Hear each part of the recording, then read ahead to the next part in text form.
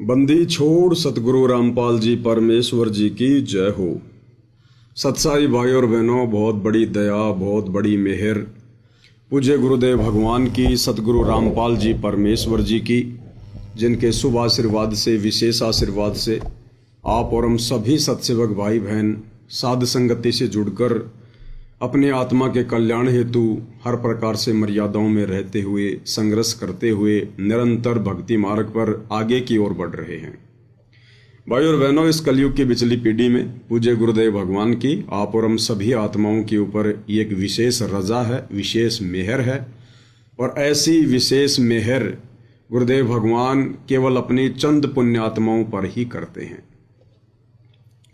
तो भाई और बहनों, गुरुदेव भगवान के तत्व ज्ञान युक्त अमर सत्संगों के ऊपर उन्हीं के आशीर्वाद से उन सत्संगों का सार समझने की प्रक्रिया जारी है।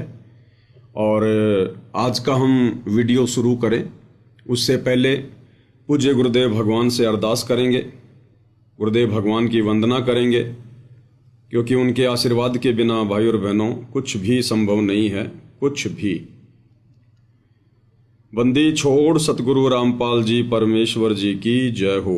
परम पिता परमात्मा, सारी सृष्टि के सृजनहार, कुल मालिक, असंख्य ब्रह्मांडों के स्वामी, जगत गुरु, तीनों लोकों में प्रवेश करके सबका धारण पोषण करने वाले राजाधिराज, आत्माधार, नाथों के नाथ, देवों के देव महादेव, सर्वेश्वर महेश्वर, मृत्युंजय, अजरो अमर, आदि अनादि सनातनी प्रभु, जगत पिता जगदीश्वर, श्री श्री 1008 की उपाधि के वास्तविक अधिकारी, अकाल मूरत, शब्द स्वरूपी राम वासुदेव, सर्वगतम ब्रह्म, परम पूज्य, प्रथम पूज्य, परम संत, परम पुरुष, परम धनी, परम दयालु, सत्य कबीर, हक्का कबीर, अल्लाहु कबीर, अल्लाहु अकबर, बाखबर, अल्लाह ताला, जगत के तारणहार, जगत के मुक्तिदाता, जगत के जगन्नाथ, हारे के सहारे, हिंदुओं के राम, मुसलमानों के अल्लाह, सिखों के वाहिगुरु, ईसाइयों के मसीह, दया के सागर दयानिधि,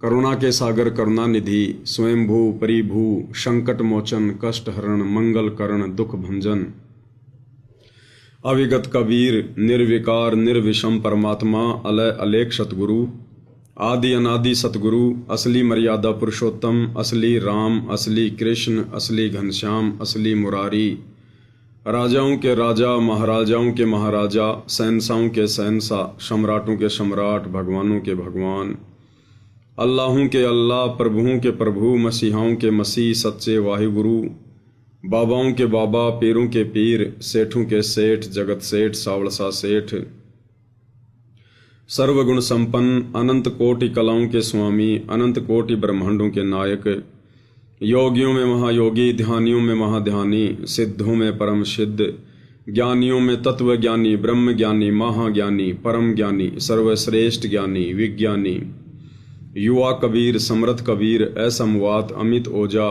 सच्चे रहनुमा, करीम अल्लाह, सुभान अल्लाह, दुनिया के अंतिम पैगंबर, 8 सितंबर 1951 से गांव धनाना, जिला सोनीपत, हरियाणा, भारतवर्ष की पावन भूमि पे प्रकट रियल कल्कि भगवान श्री नारायण साकार हरि, श्री बाबा साहेब, नूर अनंत परमात्मा, सच्चे दरवेश, सच्चे बाखबर, संत शिरोमणि सतगुरु रामपाल जी परमेश्वर जी के चरण कमल में साध संगति से जुड़े हुए देश विदेश से आप और हम सभी सत्सेवक भाई बहनों का अनंत कोटि दंडवत प्रणाम। तो भाई और बहनों, पूज्य गुरुदेव भगवान की विशेष रजा के बिना, उनकी विशेष मेहर के बिना साध संगति से जुड़ना या साध संगति से जुड़कर गुरुदेव भगवान के इस अमर तत्व ज्ञान को समझना बेहद मुश्किल है, क्योंकि परमेश्वर ने वर्तमान समय में एकमात्र जरिया जहाँ से आत्माएं अपने गुरु को परमात्मा के रूप में स्वीकार करेंगी, हृदय से ज्ञान को आधार बनाकर, ये तरीका गुरुदेव भगवान ने केवल साध संगतियों के माध्यम से शुरू करवाया है। केवल साध संगति के माध्यम से, साध संगति से जुड़े बिना आप जी ज्ञान को आधार बनाकर गुरु को परमात्मा नहीं मान सकते। और यदि आपने ज्ञान को आधार बनाकर गुरु को परमात्मा मान भी लिया तो आप जी मर्यादा में रहकर भक्ति नहीं कर सकते। इसलिए परमेश्वर ने अपनी गैर हाजिरी में बरवाला कांड 2014 के बाद हिसार जेल में बैठकर साध संगतियां शुरू करवाई। और परमात्मा हिसार जेल में बैठकर यही देख रहे हैं कि मेरे सतलोक जाने के बाद ये आत्माएं किस तरह से मेरे मिशन को आगे बढ़ाएंगी, मेरे मिशन को बर्बाद करेंगी या मेरे मिशन को ऊंचाइयों पर लेकर जाएंगे। इसी बात की रिहर्सल गुरुदेव भगवान वर्तमान में हिसार जेल में बैठकर देख रहे हैं। और निसंदेह भाई और बहनों, दूध का दूध पानी का पानी हो चुका है। गुरुदेव भगवान का कलयुगी परिवार, उनके बेटा बेटी, भाई बंधु, रिश्तेदार, ये कोऑर्डिनेटर, नामदान संचालक, आश्रम संचालक, ये सब के सब गुरुदेव भगवान के मिशन को पाताल में लेकर जा रहे हैं, पाताल में। और परमेश्वर की चंद आत्माएं साध संगति से जुड़कर गुरु की गैर हाजिरी में इस प्रकार से भय मानकर, डर कर कि जैसे गुरुजी साक्षात हमारे सामने खड़े हैं, पल पल गुरुदेव भगवान हमें देख रहे हैं, हमारे अंग संग हैं, छाया की तरह हमारे साथ में हैं और रहते भी हैं भाई और बहनों। क्योंकि परमेश्वर की वाणी है कि जो बच्चा गऊ की नज़र में यूं साईं को संत और भक्तों के पीछे फिरे वो भगत वत्सल भगवंत। वो भगवान गुरुदेव भगवान पल पल अपनी आत्माओं के अंग संग ही रहते हैं। और ज्ञान को आधार बनाकर अपने घर को ही अपने सतगुरु की गैर हाजिरी में आश्रम बनाकर और अपने गुरुदेव भगवान को पूर्ण ब्रह्म परमेश्वर सत्य पुरुष कबीर देव मानकर भक्ति कर रहे हैं। तो आज निसंदेह सतगुरु रामपाल जी परमेश्वर जी के शत मिशन को, उनके यथार्थ 13वें कबीर पंथ को उन्हीं के आशीर्वाद से सतसेवक भाई बहन ही समझ पाए हैं, उनके मिशन पर चल रहे हैं और निरंतर मिशन को आगे की ओर गति दे रहे हैं। भाई और बहनों, ये परमात्मा का मार्ग भीड़ का नहीं होता। जहां पर लाखों भगत होंगे, बड़े बड़े आश्रम होंगे, वहां पर बहुत अच्छा ज्ञान होगा, बहुत अच्छी भक्ति होगी, सब लोग मर्यादा में होंगे, ऐसा बिल्कुल भी नहीं है। इस परमेश्वर जी का मार्ग तो भीड़ का है ही नहीं। इस परमेश्वर के मार्ग में भीड़ का कोई काम ही नहीं। और आने वाले समय में भाई और बहनों, कौन वो आत्माएं होंगी जो सतगुरुदेव के मिशन में अपनी विशेष सेवाएं देंगी, तो ये भी छुपा हुआ नहीं है, आप सभी की आंखों के सामने है। तो आप और हमने भाई और बहनों आगामी समय में गुरुदेव भगवान के मिशन में हाथ बटाकर, अपनी सेवा लगाकर, अपने शुभ कर्म बनाने के लिए आज उनकी गैर हाजिरी में एक सच्चा भगत बनना है, सच्चा भगत। और सच्चा भगत बनने के लिए सबसे पहले गुरु को परमात्मा मानना पड़ेगा, गुरुदेव भगवान के ज्ञान को आधार बनाना पड़ेगा। और भक्ति मार्ग में कोई भी वस्तु, कोई भी नियम, कोई भी बात यदि बाधा बनेगी तो हम उसके लिए संघर्ष करेंगे, हम उसके आगे झुकेंगे नहीं। वो चाहे घर हो, परिवार हो, देश हो या समाज हो, अगर मर्यादाओं के बीच में आते हैं तो हम उसके आगे झुकेंगे नहीं। हमारा मार्ग मारपीट और लड़ाई झगड़े का भी नहीं है। हम मुंह से किसी को उप भी नहीं कहेंगे, हाथ तो छोड़ो किसी की तरफ हम उंगली भी नहीं उठाएंगे। आधीन्य के साथ प्रेम पूर्वक ज्ञान आधार से हम अपनी मर्यादाओं को बचाएंगे।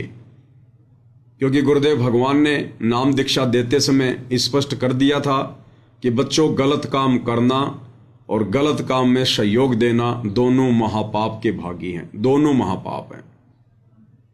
तो आप और हम भगत भाई बहनों ने आगामी समय में या वर्तमान समय में कोई भी गलती करने से बचना है। अन्यथा वर्तमान में हम जिस नाजुक दौर से गुजर रहे हैं, ये हमारी परीक्षा का समय है, हमारा फाइनल एग्जाम है, सतलोक के लिए फाइनल एग्जाम। और इस समय सावधानी हटी और दुर्घटना घटी। और हर प्रकार की मर्यादाओं को लेकर हमने सचेत रहना है। ये ना सोचना कि हम साथ संगति से जुड़ गए, हम तो साथ संगति की वीडियो देख रहे हैं, हमने तो गुरुजी की आरती उतारना शुरू कर दिया, हम गुरुजी को भोग भी लगा रहे हैं, हमें सारा ज्ञान हो गया। अगर जरा भी अहंकार आ गया, जरा भी यदि आपने नादानी दिखाई, ना समझी दिखाई, काल बिल्कुल तैयार बैठा है हमारी कमजोर नस को पकड़ने की तैयारी में बैठा है कि कहां ये आत्माएं जरा सी गलती करें, छोटी सी गलती करें, और उसी समय इनको दबोच लूं, इनकी मर्यादा तुड़वा दूं। कल जब दास लाइव आ रहा था तो लाइव के समय तो दास कमेंट्स वगैरह नहीं देख पाता है, लेकिन बाद में जब दास भंडारा करने बैठता है तो कमेंट्स वगैरह देख लेता है हल्के फुल्के। तो दास ने कमेंट्स देखा था, क्योंकि कल हमारा मैटर चल रहा था कि करा करावे साइया मन में लहर उठा, दादू सिर दर जीव के आप बगल हो जा, कि हर रूप में परमात्मा ही खेल खेलता है। इन तीनों देवताओं के रूप में भी परमात्मा ही अच्छे काम करते हैं, गलत काम काल इनसे करवाता है। तो कल एक फेसबुक आईडी है, साथ संगति का लोगो लगा हुआ है, नाम है पप्पू दास। तो उन्होंने एक मैसेज किया, कमेंट्स किया, सतसाई भगत जी पवन दास जी के रूप में भी तो खेल खेल सकते हैं परमात्मा। हालांकि दास ने उनको मैसेज भी कर दिया था। मेरे मैसेज करने से पहले एक बहन है सीता महेंद्र विश्वकर्मा, उन्होंने भी एक कमेंट्स किया था कि भगवान किसी भी रूप में खेल खेलें, लेकिन हमने असली रूप संत रामपाल जी के अतिरिक्त दूसरे रूप में समर्पित नहीं होना है, और ना ही हो सकता जिसको ज्ञान है। बिल्कुल बहुत अच्छी बात कही बहन ने, यही ज्ञान आधार है। दास ने भी कमेंट्स किया था, भगत ऐसा सोचना भी मर्यादा खंडित करने में आता है, खैर चाहते हो तो गुरुदेव से नाक रगड़कर क्षमा मांगो। अब ये भी भाई और बहनों काल का बहुत बुरा षड्यंत्र है ये। मुझ पवन दास के विषय में इतना सा सोचना कि गुरुजी तो पवन दास का भी रूप बना सकते हैं। हाँ, गुरुजी पवन दास का भी बना सकते हैं, आपका भी बना सकते हैं, काल का भी बना सकते हैं। जब गुरुजी ब्रह्मा विष्णु महेश का बना सकते हैं, अपने पुत्रों का बना सकते हैं, वे तो अनंत कोटि कलाओं के स्वामी हैं, वे तो किसी का भी रूप बना सकते हैं। लेकिन वर्तमान में हम जिस सीढ़ी पर चढ़ रहे हैं, हम जिस 99 वाली सीढ़ी पर खड़े हैं, मात्र एक सीढ़ी दूर हैं। और उस समय इस प्रकार की बातें सोचना, और आपने जो धारणा अपने मन में पैदा करके ये बात कही है कमेंट्स में, जो सोचा है, वो आप भी भली बात ही जानते होंगे भगत जी, कि कहीं न कहीं आपने मुझ पवन दास में आस्था दिखाई है, कहीं न कहीं आपने मुझ पवन दास में श्रद्धा लगाई है। और भगत जी इतने में ही बात बिगड़ जाती है, इतने में ही। इसीलिए परमात्मा कहते हैं, गुरु को तजे भजे जो आना, तापसुआ को फोकट ज्ञाना। अरे भैया, परमात्मा ने इतना अच्छा ज्ञान दे दिया, आप और हमको जानवर तो है नहीं, मनुष्य शरीरधारी प्राणी हैं। और यदि अपने गुरुदेव से प्राप्त ज्ञान को अगर भगत आगे नहीं बढ़ाएगा, अपने गुरुदेव के ज्ञान की चर्चा भगत नहीं करेगा, तो क्या जानवर करेंगे, गधे करेंगे क्या? अब ये सबकी अपनी अपनी योग्यता के ऊपर है, सबकी अपनी अपनी क्षमता के ऊपर है कि आपने गुरुदेव को कितना समझा, कैसा समझा। बहुत सारे भाई बहन संगत में ऐसे हैं जिनकी गिनती नहीं, साथ संगति में, जिन्होंने गुरुदेव भगवान को मुझ पवन दास से भी बेहतर समझा है, लेकिन उनकी बोलने की शैली नहीं है, वो बोल के उस बात को नहीं बता सकते। तो ये सोचना भी कि गुरुजी पवन दास के रूप में भी तो खेल खेल सकते हैं, ये भगत जी हमारी छोटी सोच और घटिया मानसिकता को दर्शाता है। इस पवन दास की औकात का पवन दास को पता है भाई। जब लाइव बैठता हूं तो पसीने आते हैं, पसीने।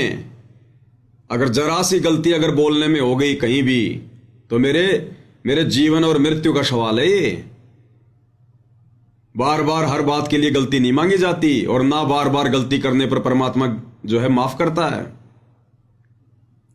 तो मुझ पवन दास को पता है मेरा कलेजा कैसे धक धक करता है जब मैं लाइव बैठता हूं कि परमात्मा ये कैसे लाइव समाप्त होगा, सफल करना परमात्मा इसको। सारा दिन मुझे एक चिंता सी बनी रहती है, और आपने एक झटके में कह दिया मुंह उठा के कि गुरुजी पवन दास के रूप में भी तो खेल खेल सकते हैं। सिर्फ छोटी सी बात को लेकर कि पवन दास बहुत अच्छा बोल लेता है। अरे आप भी बोलो ना, मना किसने किया भाई?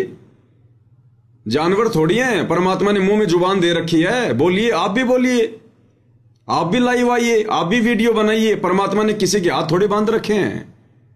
एक पवन दास को जिम्मेदारी थोड़ी दे रखी है। परमात्मा ने तो समान रूप से अपने ज्ञान की वर्षा की है, और जो जैसा अपने गुरुजी के ज्ञान को समझेगा, अपने गुरुजी को समझेगा, वो तो वैसा ही उनका बखान करेगा, उनकी महिमा करेगा। भगत का और क्या काम है? भगत का यही काम है, अपनी भक्ति करो और भगवान के ज्ञान का प्रचार करो। ये सोशल मीडिया दे दी भगवान ने, हम साथ संगति से लाइव जुड़कर भगवान के ज्ञान का प्रचार कर रहे हैं। और कोई अगर दो शब्द अच्छे मुंह से निकाल देता है तो उसमें जीव का श्रेय है क्या? ये सद्बुद्धि भी तो भगवान दे रहे हैं। मुझ पवन दास का इसमें कोई श्रेय है क्या, कोई रोल है क्या? मैं तो हर बार कहता हूं, और आप लोगों के द्वारा फिर ये बात सोच लेना। पता है आपने अपनी कितनी भक्ति का सत्यानाश कर दिया। आपने एक मनुष्य जन्म गवा दिया। अगर आपने इस भाव से ये बात सोचकर कही है तो, अगर आपने मुझ पवन दास में जरा भी श्रद्धा व्यक्त करके, या मुझ पवन दास में सतगुरु रामपाल जी को देख करके अगर आपने ये बात कही है, क्योंकि ये तो आपकी अंतरात्मा ही जान सकती है भगत जी, तो आपने अपना ये मनुष्य जन्म बर्बाद कर दिया, और अगले की कोई गारंटी नहीं भाई। अगर अपनी गलती का पश्चाताप है तो सतगुरुदेव भगवान से इसी समय नाक रगड़ रगड़ के क्षमा याचना मांग लीजिएगा। ये छोटी मोटी गलती नहीं है, भक्ति मार्ग की सबसे बड़ी गलती है। सबसे बड़ी गलती। ये गलतियां भक्ति मार्ग में जायज नहीं है। कल को भाई बहन मेरे वीडियो उठाकर उनके ऊपर वीडियो बनाएंगे, और मेरे वीडियो के ऊपर कोई और अच्छे से समझाने वाला भगत मिल जाएगा, तो क्या उसके ऊपर आस्था लगा लोगे कि इस भगत के रूप में तो गुरुजी हैं, इस भगत के रूप में तो पवन दास आ गया? पवन दास कोई भूत है क्या? गुरुजी कोई प्रेत है क्या जो मुझ पवन दास के अंदर आ जाएंगे? कोई भूत है गुरुजी? ये सबसे बड़ी गलती है भक्ति मार्ग में, सबसे बड़ी गलती। भाई हम तो महिमा करेंगे गुरुजी की, हमें तो महिमा करने के लिए भगवान ने जुबान दी है। जिव्या तो वाये बली जो रटे हरि को नाम, नहीं तो काट के फेंक दियो मुख में बलो ना चाम। हमें गुरुदेव भगवान ने जिस मकसद के लिए जुबान दी है, हम तो भाई वही करेंगे और वही हम कर रहे हैं, और अंतिम श्वास तक यही चलेगा।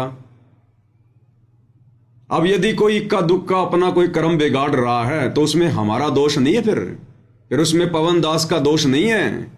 उसकी अपनी नादानी है, नासमझी है, अज्ञानता है, मूर्खता है, वो खुद ठोकर खाएगा। 650 साल पहले बनारस के तोतादरी शहर में पंडितों के भंडारे में, और परमात्मा ने एक भैंसे राम के ऊपर थपकी मार के और मनुष्य की भाषा में वेद मंत्र बुलवा दिए, साथ में उनका अनुवाद भी करवा दिया। तो क्या उस जोटा राम के अंदर हम कबीर भगवान को देखने लग जाएं, उस भैंसे राम की पूजा करने लग जाएं, उस जानवर की महिमा करने लग जाएं क्या? ठीक इसी प्रकार हम सब जानवर हैं। भले हमारे को मनुष्य शरीर प्राप्त है, लेकिन उस परमेश्वर की नजरों में तो हम जानवर ही हैं। उस परमेश्वर की तुलना में तो हम जानवर ही हैं। और एक जानवर को, एक मुझ जैसे नीच को, कमीण को, जानवर को, गधे को, सुअर को आप सतगुरु रामपाल जी भगवान से कंपेयर कर रहे हैं। यह गलती क्षमा योग्य नहीं है, क्षमा योग्य। यह कर्म बनाने का समय है, ये कर्म बिगाड़ने का समय नहीं है। मुझ जैसे तो ना जाने आने वाले समय में कितने भगत खड़े होंगे। ये दुनिया भर के लोग जो आज मोटिवेशनल वीडियो बनाते हैं यूट्यूब पर, बड़ी बड़ी उन कंपनी के एम्प्लॉयज के लिए, ताकि वो लोग ढंग से उस कंपनी की मार्केटिंग करें, उनको बोलने का जो है वो तजुर्बा आ जाए। ये दुनिया भर के मोटिवेशनल स्पीकर मैं क्या बोलता हूं, उनके पैर के बराबर नहीं हूं मैं। यूट्यूब पर जो लोग दुनिया भर के जो ये भाषण देते हैं, तो जब कल को उनको पता चलेगा ये लोग अपने बाप की शरण में आएंगे, जो आज उन कंपनियों के लिए दो पैसे के लिए बोल रहे हैं, थूक बिलो रहे हैं, कल को इस भगवान की महिमा में बोलेंगे, लंबे लंबे भाषण देंगे, भाई बहनों को समझाएंगे, तो उन सबके जाके फिर पैर पकड़ लेना कि लो जी पवन दास तो कुछ भी नहीं, ये लो जी पवन दास से भी बढ़िया बढ़िया बोलने वाले। और इन सब के अंदर संत रामपाल जी घुस गए प्रेत की तरह, और सबके पैर पकड़ के बैठ जाना, फिर उनके बोल जाना फिर गुरु जी को कि गुरु जी तो बूढ़े हो गए, अब गुरु जी तो इन जवान जवान भक्तों के अंदर आ गए। ये अपनी भक्ति बर्बाद ना करो भगत जी, ये भक्ति बर्बाद करने का नहीं, आबाद करने के लिए भगवान ने समय दिया है। दास पहले भी 2-3 बार इस टॉपिक पर बातें कर चुका है। 2-4 मूर्ख थे ऐसे। एक हरियाणा की बहन जी थी, एक साथ संगति में आती थी, बोलती भी नहीं थी, बड़ी शर्माती थी, सत्संग करता था मैं तो भी और 2022 में जब परमात्मा ने परीक्षा ली, साथ संगति से दूर हटी, और उस समय क्या कहा करती थी, भगत जी आपके अंदर तो मुझे कबीर भगवान दिखाई देते हैं, आप सामान्य व्यक्ति नहीं हो, आप में तो कबीर जी हैं, गुरु जी भी नहीं, कबीर जी, दाढ़ी मूंछ वाला डायरेक्ट। और दास उसको बहुत समझाया करता था कि बहन जी तू मान जा, ये बकवादे नहीं चलती भक्ति मार्ग में। नहीं नहीं भगत जी आपके अंदर तो कबीर जी हैं। ठीक है मगवाई, कबीर जी हैं तो ठीक है, फिर वो कबीर जी बताओगे तने। उस परीक्षा में फेल हो गई, छोड़ गई सात संगतियां, वापस चली गई आश्रमों में, और उसने 50,000 रुपए की सेवा दी थी उस समय। मना करने के बावजूद भी मैंने कहा बहन जी मुझे आवश्यकता नहीं है। बोला ना ना भगत जी मेरी तो सेवा लगी नहीं अभी तक। मैं बोला लगा दे। मैंने कजोड़ भगत जी के उस समय उनको खाता नंबर दे दिए, उसने सेवा भेज दी। 2022 की परीक्षा हुई, वो फेल हो गई, और उसके बाद में उसके फोन आने लगे मेरे पास में, भगत जी मेरे 50,000 रुपए दो, मेरे 50,000 रुपए। मैंने कहा भैया मेरे बेटे की शादी में दिए थे क्या? मुझे दहेज में दिए थे, दान में दिए थे, सेवा के लिए दिए थे, सेवा में लग गए, मैं किस किस के दूंगा? लोगों ने मुकदमे कर रखे, तू भी कर दे जा। उसके बाद वो तो शेरनी बन गई, जो साथ संगति में आती थी, मेरी तरफ देखकर शर्माया करती थी, बोलती भी नहीं थी। बोले मेरे घर में सारे के सारे पुलिस वाले हैं, तेरी वो दुर्गति करवा दूंगी मैं, तो क्या अपना आपने वो समझा है? मगो भाई तू जिंदाबाद और तेरे पुलिस वाले जिंदाबाद है। वो 50,000 रुपये तो बहन तने मिलने को नहीं, चाहे तू सिर पटक ले। वो तो परमात्मा की सेवा में दिए थे उस समय, तेरे को सद्बुद्धि दे रखी थी भगवान ने, और वो सेवा में लग गए। और ये चाहे तू तेरा आईजी ले आ, चाहे तेरा डीआईजी ले आ, 2 महीने और जेल में बैठ के आ जाऊंगा बहन जी, बढ़िया परमात्मा का भजन कर लूंगा, इससे ज्यादा तो तू कुछ नहीं कर सकती। फिर उसके फोन आने बंद हुए। तो भाई जब ये काल सिर पे बैठ जाता है ना भगत जी, कुछ भी सोचने नहीं देता है, तो कहीं ना कहीं आपकी मर्यादा खंडित है। जो आपने इतना बड़ा दोष देख लिया अपने भगवान में। ये छोटी मोटी गलती नहीं है, भक्ति बर्बाद करने वाली गलती है ये। पवन दास में परमात्मा, मुझ दास को पता है मेरी औकात का भगत जी। हम ऐसे तो मार खाते आ रहे हैं युगों युगों से। आज से पहले उन पंडितों में जिनके मोटे मोटे पेट थे, लंबी लंबी जिनकी जटाएं थी, हम उनको भगवान मान के पूज रहे थे कि इनमें ब्रह्मा विष्णु महेश घुसे हुए हैं। भगवान ने तत्व ज्ञान देकर उनसे पीछा छुटवाया, तो हमारे जैसे जानवरों में तुम जो है भगवान देख रहे हो। भाई ये बुद्धि भ्रष्ट है, बुद्धि भ्रष्ट। आपकी मर्यादा टूटी है कहीं न कहीं, कोई न कोई, नहीं तो ऐसे गंदे विचार आ नहीं सकते मन में।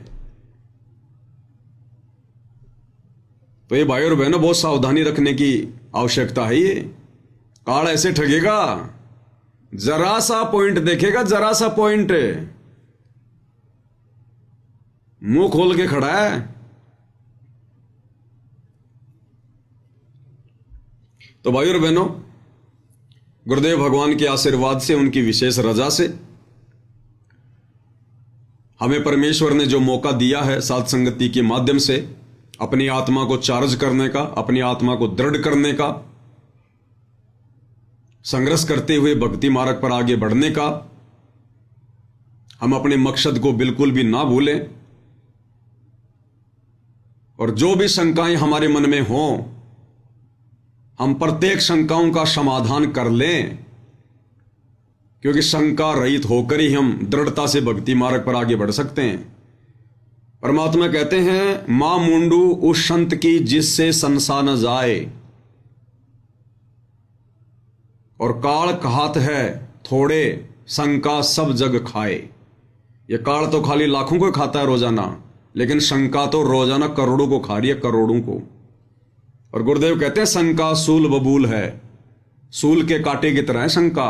अगर मन में उत्पन्न हो गई, जब तक निकलेगी नहीं, हम भक्ति नहीं कर सकते। तो परमेश्वर ने एक मौका दिया, हमें एक मंच बनाकर दिया गुरुदेव ने, साध संगति।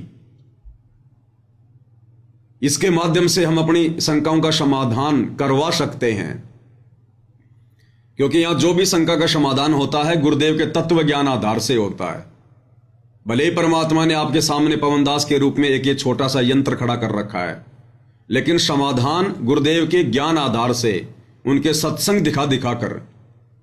तो गुरुदेव भगवान चाहते हैं कि अब मेरा सिर खाने से अच्छा है, हिसार जेल से बाहर आने से पहले पहले शंका रहित हो जाओ, गुरु में परमात्मा देख लो, ताकि फिर भक्ति मार्ग में आगे बढ़ा जाए। तो अब परमात्मा आएंगे तो पंचायत लेके नहीं बैठेंगे, एक एक भगत की शंकाओं को लेकर नहीं बैठेंगे गुरुदेव। ये ब्रह्मा विष्णु महेश के माता पिता नहीं दिखाएंगे भगवान, अब जो भी दिखाना था दिखा दिया। अब गुरुदेव अपने मिशन को आगे कैसे जो है वो गति देनी है, परमात्मा उसके विषय में सोचेंगे। कैसे परमात्मा ने इस मार्ग को सेट करना है, ताकि उनकी गैर हाजिरी में, उनकी अनुपस्थिति में हजारों वर्षों तक ये मार्ग निर्बाध रूप से चले, परमात्मा उसके लिए अपनी प्लानिंग करेंगे। तो व्हाट्सएप पर किसी भगत भाई ने दास को एक छोटा सा वीडियो भेजा, और उन्होंने कहा कि भगत जी मुझे एक शंका हो गई है, इसको लेकर अगर परमात्मा आपको प्रेरणा करें तो ज्ञान आधार से आप इसका समाधान कीजिएगा। और शंका क्या थी? गुरुदेव भगवान ने एक सत्संग में कहा कि जैसे हम लोग ये फिनाइल वगैरह से बाथरूम साफ करते हैं, पोंछा वगैरह लगाते हैं, या जैसे हम बीमार हो जाते हैं तो हम लोग इंजेक्शन लगवाते हैं, टैबलेट खाते हैं, दवा खाते हैं, तो वो दवा क्या करती है शरीर में जाकर, जो हानिकारक जीवाणु होते हैं उनको मारती है। अगर हम इंजेक्शन नहीं लगाएंगे, टैबलेट नहीं खाएंगे, उपचार नहीं करेंगे, तो वो जीवाणु जो हानिकारक हैं वो फिर हमें मार देंगे, और हम मर गए तो फिर भक्ति कैसे करेंगे। तो इसी संदर्भ में आगे गुरुदेव ने कहा कि जैसे कोई हिंसक जानवर है, कोई भेड़िया है, कोई सर्प है, कोई सांप है, अगर वो आपके घर में घुस जाए तो पहले तो उसको प्यार प्रेम से निकालो, फिर भी यदि वो नहीं निकल रहा है तो फिर उसको मार दें। उसको मारने से फिर पाप नहीं लगेगा। तो एक भगत जी को शंका हो गई, और शंका भी भाई और बहनों जाहिर है, क्योंकि अब साथ संगति से जोड़कर गुरुदेव भगवान ने हमें जिस पायदान पर पहुंचा दिया है, इस पायदान पर तो हम चींटी को भी नहीं मार सकते, चींटी को भी। सर्प तो बहुत लंबी चौड़ी चीज है, हम उसको कैसे मार सकते हैं। तो भगत के मन में जरा सी शंका होगी कि गुरुदेव ने जो कहा वो भी सत्य है, अगर मार देंगे तो उसका पाप भी नहीं लगेगा क्योंकि भगवान कह रहे हैं। लेकिन गुरुदेव ने ज्ञान ऐसा दे दिया, हम मार भी नहीं सकते। तो इसका कोई बीच का रास्ता, इसका कोई समाधान। तो देखो भाई और बहनों, पहले हम पूज्य गुरुदेव भगवान के मुकम्मल से छोटा सा ये सत्संग सुन लेते हैं 56 सेकंड का। लगाते हो, आपका उन जीवों को मारना उद्देश्य नहीं है, उन हानिकारक जीवों से बचने का उद्देश्य है। आपकी बॉडी में कोई डिफेक्ट होता है, कोई रोग लगता है, तो जीवाणु ही होते हैं वहां जो आपकी बॉडी को नाश करने पर तुले हुए होते हैं। उनके लिए जो गोली टैबलेट हम खाते हैं, औषधि खाते हैं, वो जीवाणुओं को ही मारती है। तो वो दुश्मन थे हमारे बॉडी के, उसके लिए उनको मार देना वो पाप नहीं है। जानकर मारा नहीं, चाहे सर्प भी आपके सामने आ जा, इच्छा कर मारा नहीं। आपके घर में घुस जा और आपको लगे कि डस सकता है तो उसको कोशिश करो निकालने की, नहीं निकला तो जैसे मार दो, उसका पाप नहीं। तो इस तरह के हमने कर्मों को बचाना है और परमात्मा के विधान अनुसार हमने अपनी भक्ति को चलाना है। तो गुरुदेव भगवान ने जो बात कही वो भगत को समझ में नहीं आई, और भगत ने कहा कि भगत जी हम सर्प को कैसे मार सकते हैं। बिल्कुल भगत जी, अगर आपको परमात्मा ने प्रेरणा की है, आपने ये वीडियो भेजा है, तो परमात्मा ने एक संदेशा भक्तों को दिलवाना है। देखो भाई और बहनों, हम कोई सामान्य भगत नहीं हैं। ये जितने भी नकली साधु संत महात्मा आचार्य शंकराचार्य हैं, ब्रह्मा विष्णु महेश हैं, इनके जितने भी भगत हैं, हम उन भगतों की श्रेणी में नहीं हैं। हम तो उनके गुरुओं से भी ऊपर की श्रेणी में हैं। हम तो उन शंकराचार्यों से भी ऊपर की श्रेणी में हैं। गुरुदेव भगवान ने हमें अपने आशीर्वाद से तत्व ज्ञान देकर, अपनी शरण में लेकर उस स्तर पर बैठा रखा है। ब्रह्मा विष्णु महेश भी इस अध्यात्म ज्ञान में आप और हमारे से नीचे नीचे हैं, नीचे नीचे। तो गुरुदेव ने जो कहा है वो भाई और बहनों उन सत भक्तों के लिए नहीं कहा। यह आदेश गुरुदेव का सर्व के लिए नहीं है, सबके लिए नहीं है। जैसे परमात्मा ने बताया कि शरीर में कहीं भी पीड़ा है, कहीं भी रोग है, कहीं भी चोट है, इंजेक्शन कहां लगाया जाता है? पीछे लगाया जाता है, कुल्ले पर, और वो उसी रोग पर जाकर अपना असर करता है वो दवा। तो गुरुदेव भगवान का जो ज्ञान है वो पहली से लेकर पीएचडी तक का है, क्योंकि सत्संग में हर श्रेणी के भगत भाई बहन बैठे होते हैं।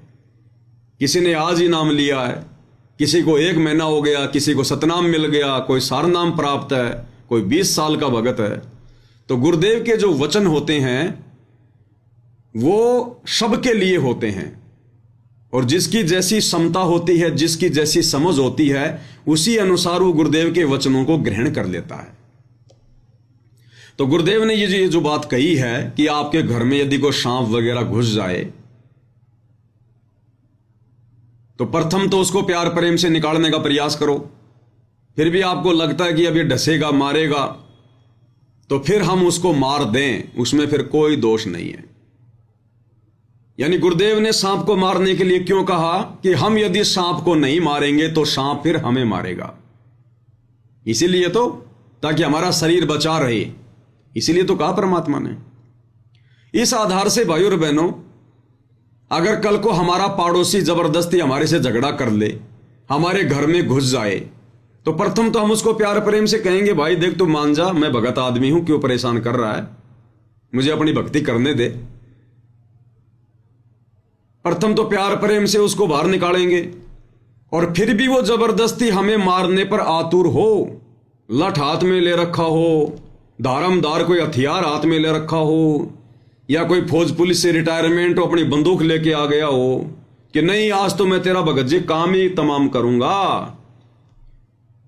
तो क्या भाई और बहनों फिर हमने उस व्यक्ति को मार देना चाहिए?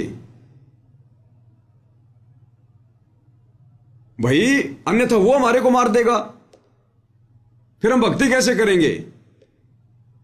भाई गुरुदेव ने यही तो कहा कि प्रथम तो सांप को, जो आपको मारना चाहता है, आपको डसना चाहता है, आपका जीवन समाप्त करना चाहता है, प्रथम तो प्यार प्रेम से बाहर निकालो, नहीं निकलता तो फिर मार दो।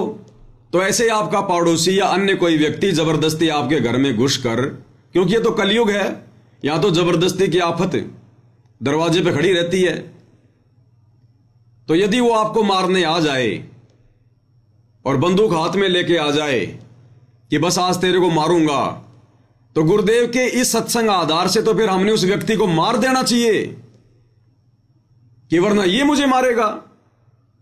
और मार दिया तो फिर क्या होगा? मार दिया तो फिर क्या होगा? फिर जेल में बैठ के भक्ति करने की, जेल में बैठ के भक्ति करनी पड़ेगी पूरी उम्र। तो गुरुदेव के कहने के भावार्थ को समझिए भाई और बहनों। गुरुदेव ने यह सत्संग उन नादान भक्तों के लिए, उन मर्यादाहीन भक्तों के लिए बोला है जो भक्ति भी कर रहे हैं लेकिन मर्यादाओं में नहीं है, जो अपने सतगुरु को और भक्ति को हल्के में ले रहे हैं। उन आत्माओं के लिए गुरुदेव ने कहा है, अगर कोई शरप या कोई ऐसा जानवर, कोई भेड़िया वगैरह अगर आपके घर में घुस जाए या आपको मारने पर आतुर हो, तो आप उसको मार दो, वो पाप आपको नहीं लगेगा। क्यों कहा गुरुदेव ने? कि वो मर्यादा में तो है नहीं, उसकी पूरी श्रद्धा, पूरा विश्वास तो अपने भगवान पर है नहीं, और भगवान उसी की मदद करेगा जो मर्यादा में होगा, जिसको विश्वास होगा। कहे कबीर सुनो वे साधो, मैं तो हूं विश्वास में। तो गुरुदेव ने उन मर्यादाहीन भक्तों को इस प्रकार का आदेश दिया है कि मैं तो उनका कोई बचाव जो है कर नहीं पाऊंगा उन विशेष परिस्थितियों में, क्योंकि वो मर्यादा में नहीं है, और मर्यादा में नहीं है तो वो सांप या भेड़िया उसको मारेगा, और मारेगा तो उसका मनुष्य जन्म बर्बाद हो जाएगा। इससे अच्छा है उस सांप को, भेड़ियों को वो मार दे, कम से कम उसका शरीर तो बचा रहेगा, टूटी फूटी भक्ति तो करता रहेगा। अन्यथा सांप उसको मार देगा, खा जाएगा, डसेगा उसको, भेड़िया मार देगा उसको। तो ये उन अमर्यादित भक्तों के लिए परमेश्वर ने ये बात कही है, और गुरुदेव ने अपने मुख कमल से बोल दी, तो फिर परमात्मा उसका पाप उस भगत को नहीं लगने देगा, बस उसका शरीर फिर सुरक्षित रहेगा, वो नालायक भक्ति करता रहेगा अपनी। और भाई जो मर्यादा में है,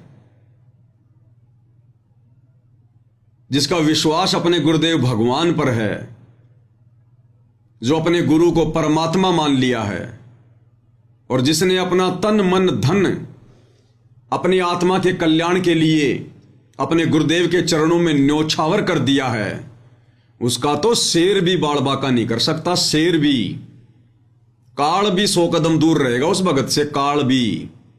फिर सर्प क्या बिगाड़ लेगा भाई उसका? सर्प क्या बिगाड़ लेगा?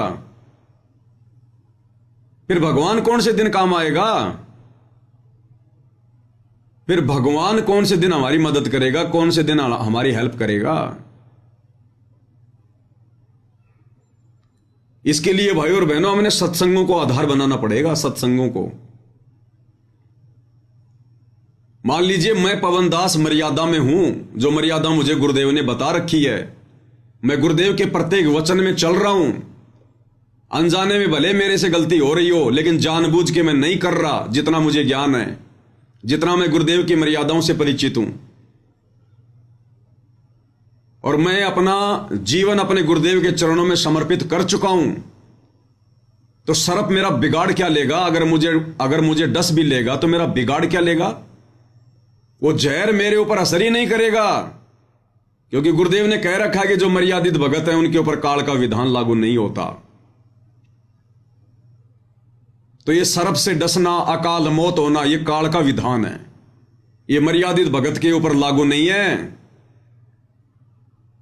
हम लोग रोजाना असुर निकंदर रमेणी करते हैं भक्ति बोध से, असुर निकंदर रमेणी, और उसमें लास्ट में रक्षा मंत्र आता है। फिर हम क्यों पढ़ रहे हैं इसको? क्या शिक्षा ली फिर हमने इससे? क्या कह रहे हैं गुरुदेव?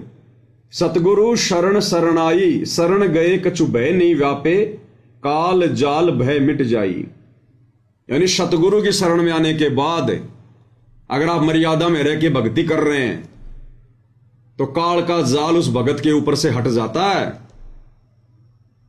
कोई भय उस भगत को व्याप्त नहीं होता, सारा काल का भय और जाल मिट जाता है, सतगुरु समाप्त कर देता है। उस आत्मा को सतगुरु काल के विधान से बाहर कर देता है। रोग शोग छल छिद्र न व्यापे, सन्मुख न ठहराई।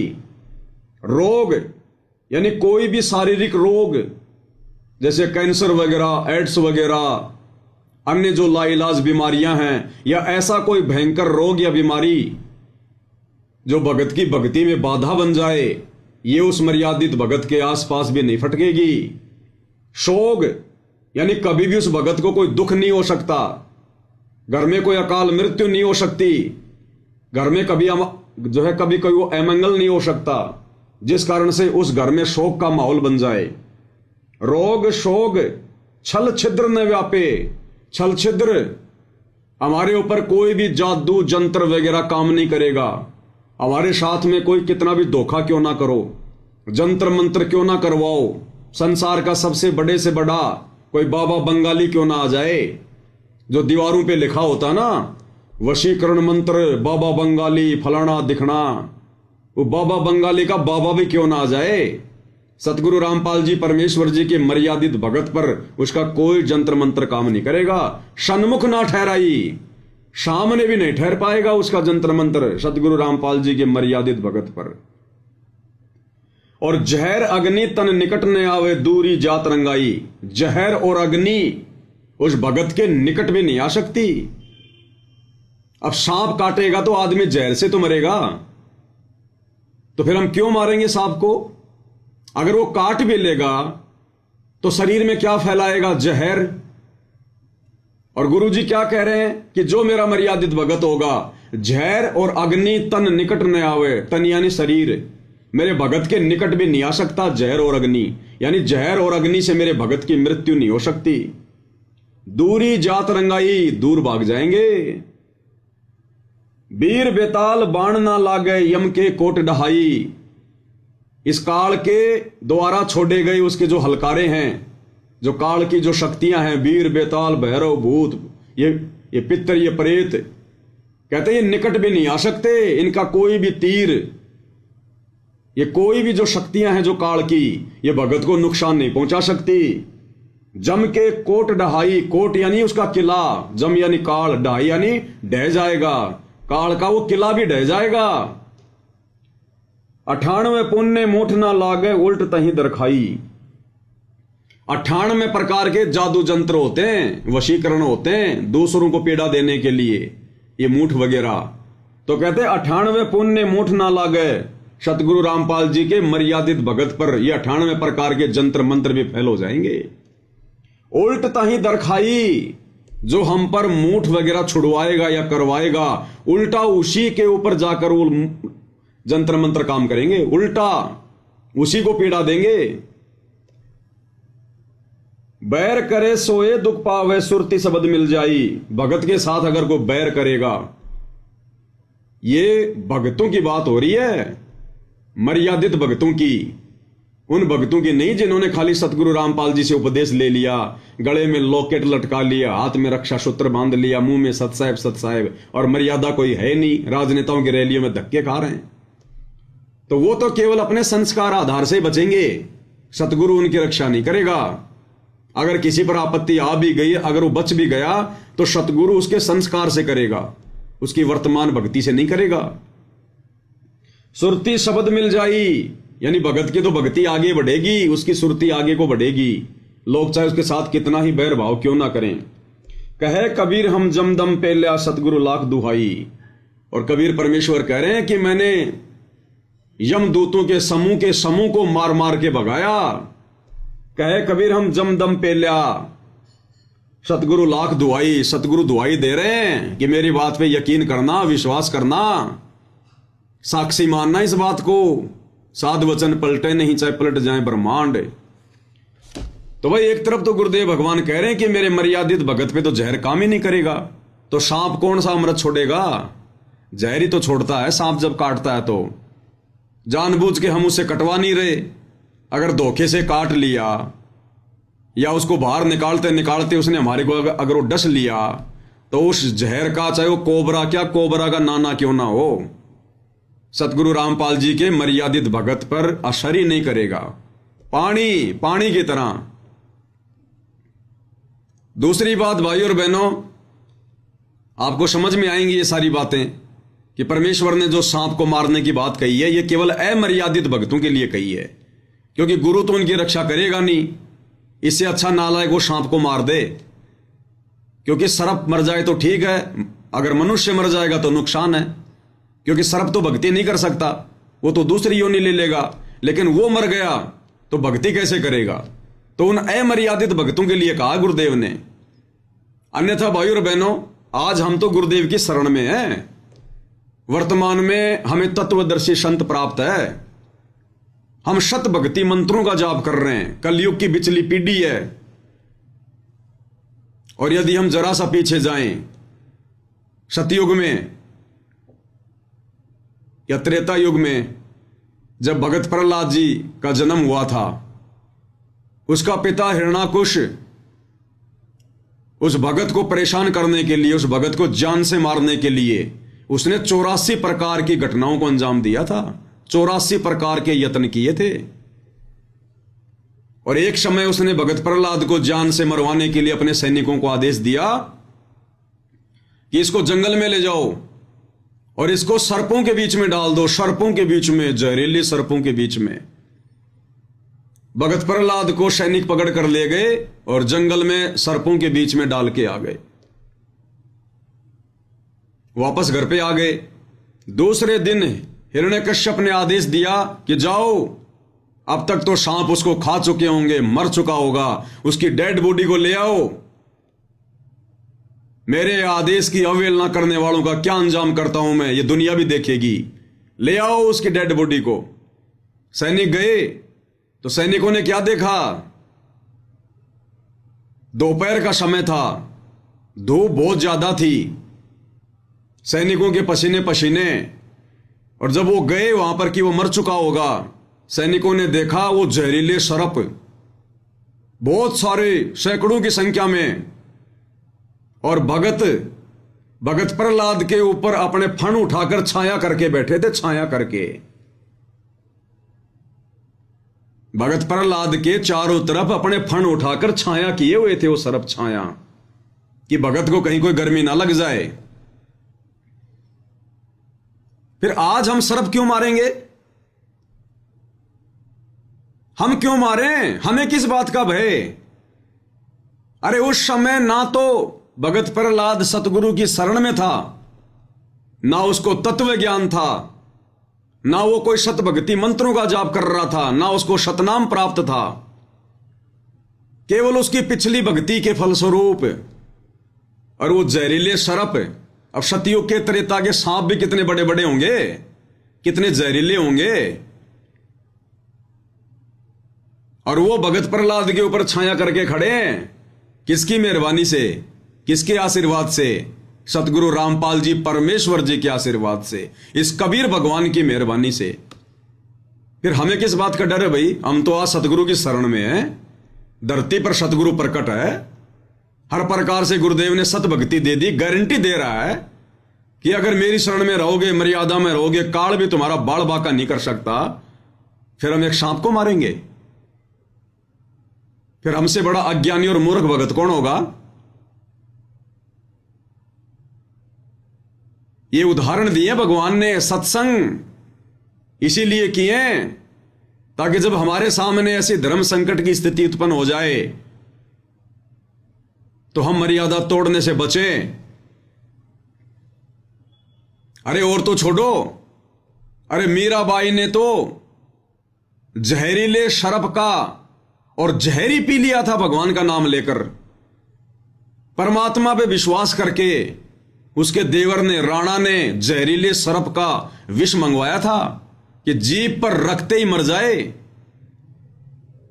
अरे आजकल के सांप तो यूरिया, क्योंकि खेती सब यूरिया हो गई।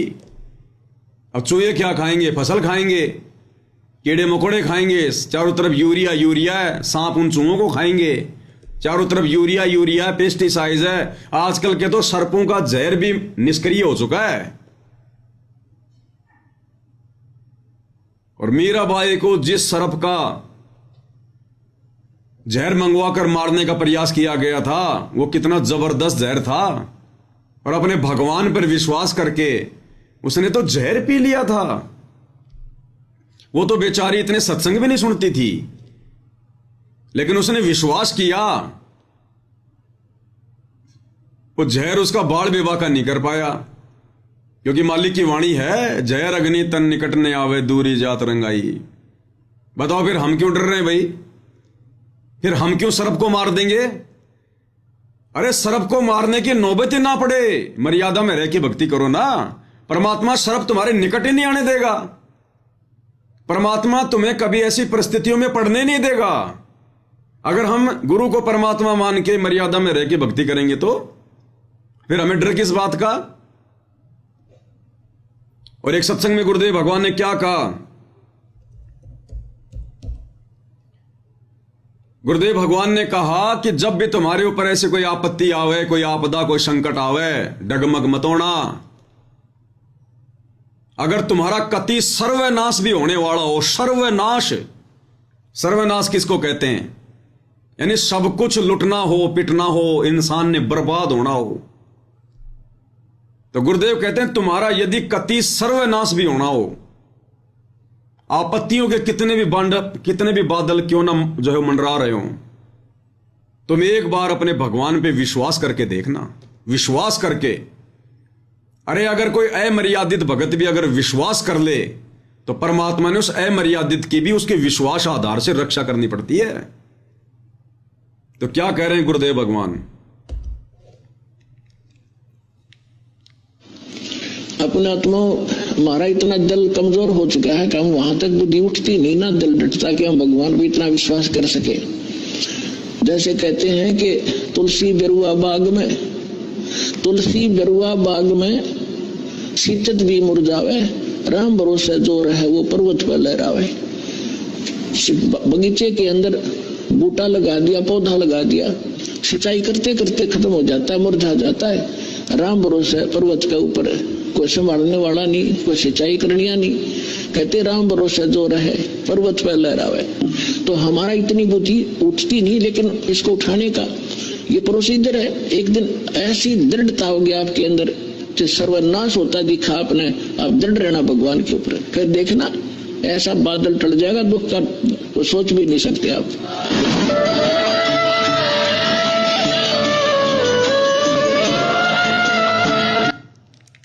तो गुरुदेव भगवान कहते हैं चाहे कति तुम्हारा सर्वनाश क्यों ना होना हो, तुम विश्वास रखना, दृढ़ रहना। भगवान आपत्तियों को ऐसे टाल देगा जैसे बादलों को हवा ले जाती उड़ा के। तो भक्ति विश्वास की है भाई, मर्यादाओं की भक्ति है। चलो आज तो घर में सांप आ गया और हमें मारने का प्रयास कर रहा है, सांप को तो मार दिया। अब ये आदत रहेगी फिर हमारी, फिर हमारा विश्वास कहां बना गुरुदेव पर? फिर कल को ये शरीर छोड़कर जब त्रिकुटी की यात्रा करेंगे तो यम के दूत भी आएंगे, वो भी मारने के लिए आएंगे। उनका सामना करके दिखाना, फिर उनका सामना करके दिखाना, उनको मार के दिखाना। सांप को तो मार दे, कोई बड़ी बात नहीं है, वो तो मर जाएगा बेचारा। उन यम के दूतों को मार के दिखाना, फिर उनसे कैसे लड़ेगा? भक्ति से लड़ेगा ना। अपना सुमरण शुरू करना है ना। तो जब तू यहां पर अपना सुमरण करेगा, भक्ति करेगा, मर्यादा में रहेगा, तो परमात्मा तेरा नुकसान होने देगा यहां पर।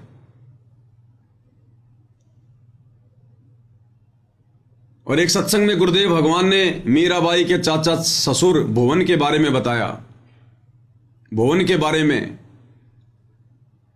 भुवन राणा का महामंत्री था और उसको शिकार भी खेलने के लिए जाना पड़ता था। और भुवन ने नाम दीक्षा भी ले ली थी मीराबाई के कहने पर कबीर परमेश्वर जी से। एक दिन भुवन शिकार खेल कर आया, वापस आकर मीराबाई को बताने लगा कि आज मैंने एक गर्भवती हिरण को मारा, एक ही तलवार के झटके में 2 टूक कर दिए मैंने, गर्भवती थी। मीरा ने कहा कि चाचा तू भक्ति नहीं कर सकता, तू भगत नहीं है, तेरा हाथ कैसे उठ गया? गुरुजी तो चींटी को भी सताने से मना करते हैं, चाचा तू भक्ति के योग्य नहीं है। वो भी डर गया, उसको भी अपनी गलती का पश्चाताप हुआ कि चाचा तेरा तो नाम खंड हो गया। आगे से भवन के मन में ऐसी धारणा बन गई, उसने वो लोहे की तलवार रखना बंद कर दिया, लकड़ी की तलवार रखना शुरू कर दी। बोला अगर मारना भी पड़ गया तो खाली लकड़ी वकड़ी मार दूंगा, लेकिन हत्या नहीं करूंगा। और क्या सोचा भवन ने कि भले शेर मुझे खा जाए लेकिन मैं हत्या नहीं करूंगा। अब यहां ये बात भी तो बोल रहे हैं गुरुदेव, उस बात को तो हमने पकड़ लिया कि सांप आ जाए घर में तो मार दो, और यहां भी तो वही परमात्मा बोल रहे हैं भवन का उदाहरण देकर, भले शेर मुझे खा जाए लेकिन मैं हत्या नहीं करूंगा। तो वहां भी तो बोल सकते थे गुरुजी कि शेर सार को मार दो, अगर ऐसे आ जाए तो कोई दिक्कत नहीं है, पाप नहीं लगेगा। गुरुदेव भगवान के मुख कमल से सुनते हैं।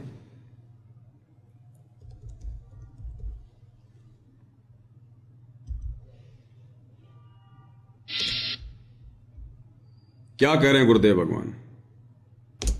तो उस दिन पहले वो महामंत्री था, ये क्या नाम है, भवन जो है इसका महामंत्री था, किसका? राणा का, क्योंकि अपना कॉन्फिडेंस चाचा उसने महामंत्री रखा था। और एक बार वो राणा के साथ भवन उनका महामंत्री, तो उसने गर्भवती मृगणी को काट दिया था। गर्भवती मृगणी उसकी तलवार पे शिकार कर दी थी, और वो तड़प तड़प कर मां बेटा दोनों मर गए थे। उस दिन के बाद वो मीराबाई से आकर उसने बताया कि बेटी आज मेरे से ये गलती होगी। मीराबाई ने कहा चाचा तेरे जुल्म कर दिया, अब भक्त नहीं बन सकते, अब भक्ति नहीं कर सकते, ऐसे नरसंहार करते हो।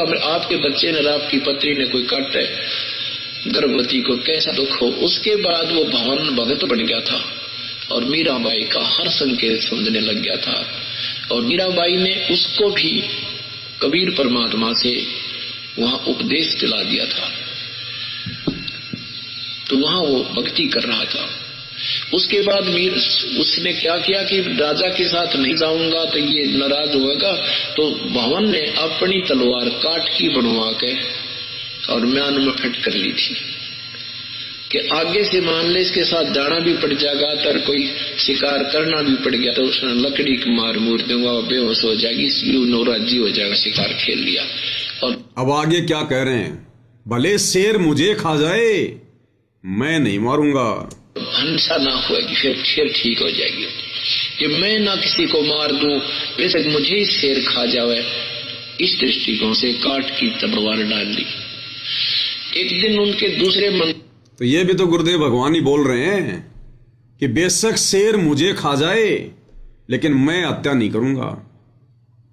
और हम एक छोटे से सांप से डर गए।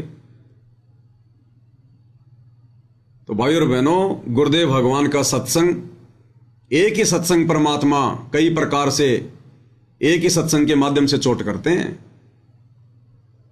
सतगुरु निकले शिकार पर लेकर तीर कमान। अब सतगुरु कोई जानवरों का शिकार थोड़ी करता है जो तीर कमान लेके निकलेगा। सतगुरु निकले शिकार पर, यानी अपने इस तत्व ज्ञान को देने के लिए, काल के लोक से भक्तों का शिकार करने के लिए। अरे शिकार करके कहां ले जाते हैं? अपने घर पर। तो सतगुरु काल से, जो हम यहां पर जो फंसे पड़े हैं भगत, इनका शिकार करेंगे अपने तत्व ज्ञान रूपी बाणों से, अस्त्र शस्त्र से, और फिर अपने घर सतलोक लेकर जाएंगे।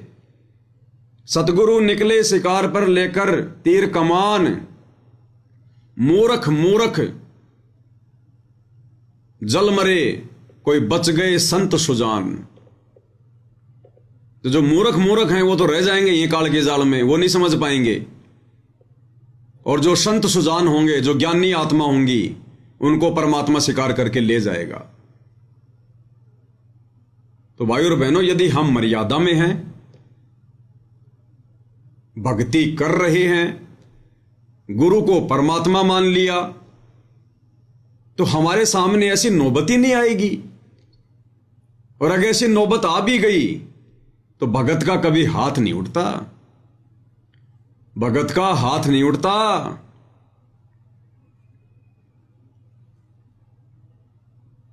एक सत्संग में गुरुदेव भगवान ने हनुमान जी का जिक्र किया। हनुमान जी का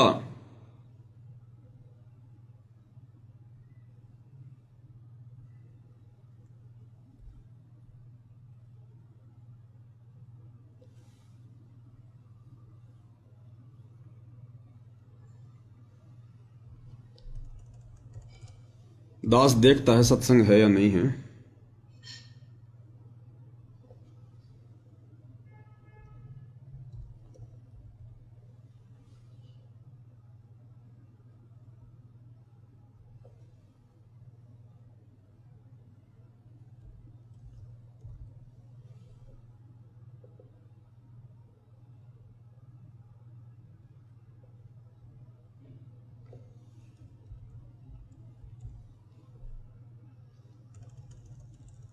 दास ने सेव तो किया था भाई और बहनों, कहाँ चला गया।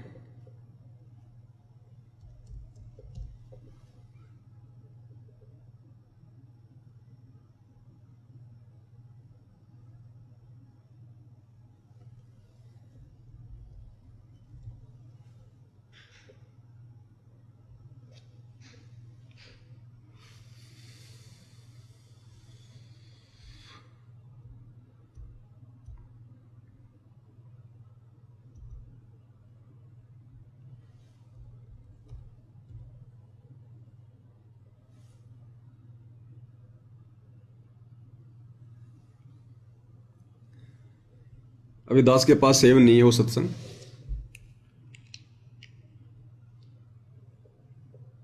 उसमें जब त्रेता युग में कबीर परमेश्वर मुनिंदर ऋषि के नाम से आए हुए थे, फिर हनुमान जी से ज्ञान गोष्ठी हुई, तो हनुमान जी ने कहा कि युद्ध ऐसे नहीं जीता जाता। मैं एक गदा मारता था, 50-50 लोग मरते थे, लाखों लोगों को मारा मैंने। तब कबीर परमेश्वर जी ने कहा कि हनुमान, ये भक्तों के लक्षण नहीं है, ये लोगों को मारना, मार पिटाई करना, लड़ाई झगड़ा करना, ये भक्तों के लक्षण नहीं है। भगत तो किसी के तरफ उंगली भी नहीं उठा सकता, उंगली भी नहीं कर सकता भगत तो किसी की तरफ। मिल गए सत्संग मालिक के आशीर्वाद से। क्या कह रहे हैं गुरुदेव भगवान, ध्यान से सुनिएगा। अब कबीर वो मुनिंदर साहब आते हैं, न बोले भाई नमस्कार, राम राम भाई हनुमान बजरंगबली। अब हनुमान ने देखा, आदमी तो देख रहा है, शाही महात्मा की देखा। क्या लगा, महाराज जी मैंने देखे हुए हो, आप कहाँ देखे थे? भाई देखा होगा जरूर, एक बार नहीं कई बार देखा होगा। पहले हम देखा था जब तेरा कंगन रल गया था उस मटके में, मैं वही मुनिंदर हूँ भाई। और दूसरी बात की देखा होगा तो नहीं, जब तेरे राम का पुड़ना बंद था, मैं वही मुनिंदर हूँ भाई। बोला हनुमान भाई रहे भगवान बचे पार पड़ेगे, जी भजू सो भगवान का माड़ा राखू सो, राम राम राम राम कराया करो। नादानी राम राम करने तक कोई ना पार पड़े। कौन है तेरा राम, तेरा इष्ट कौन है? कि रामचंद्र दशरथ पुत्र ना बेटा।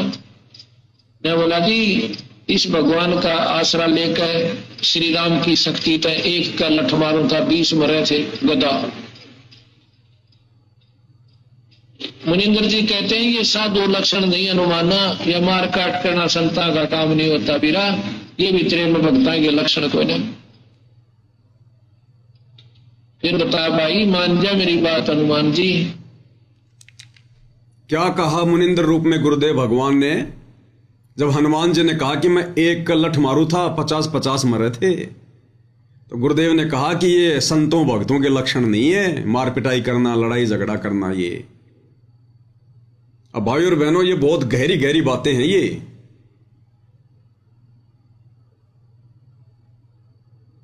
बहुत सारे भगत भाई बहन जो फौज में सेवा दे रहे हैं, जो पुलिस में सेवा दे रहे हैं, और लड़ाई के समय फिर बॉर्डर पर उनको जाना पड़ेगा, लड़ाई करनी पड़ेगी, बंदूक हाथ में होगी, सामने वाले को माला पहनाने के लिए नहीं, उसकी जान लेने के लिए, उसको मारने के लिए, या आपने कोई गोला बारूद छोड़ना है, कोई मिसाइल चलानी है सामने वाले की जान लेने के लिए। हर एक चीज को गुरुदेव भगवान खुल के नहीं बताएंगे। आप कैसे किसी की जान ले सकते हैं सतगुरु रामपाल जी के भगत होकर?